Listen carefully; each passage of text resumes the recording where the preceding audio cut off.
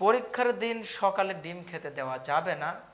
যদি পরীক্ষার দিন সকালে ডিম খেতে দাও তাহলে পরীক্ষার খাতায় ডিম পাবে, মানে গোল্লা পাবে, জিরো পাবে।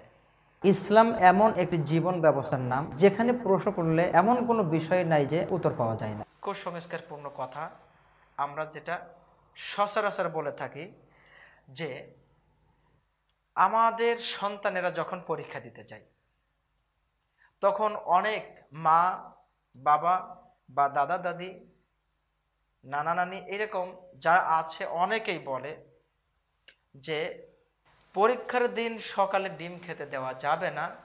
যদি পরীক্ষার দিন সকালে ডিম খেতে দাও তাহলে পরীক্ষার খাতায় ডিম পাবে, মানে গোল্লা পাবে, জিরো পাবে। এই কথাটার কোনো ভিত্তি নাই, এই কথাটা ঠিক নয়।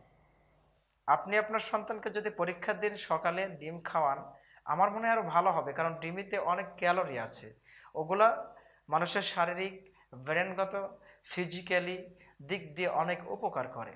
সুতরাং এই কথায় বিশ্বাস করবেন না আপনার সন্তানকে আপনি ডিম পরীক্ষার দিন সকালে দিবেন, এতে কোনো সমস্যা হবে না।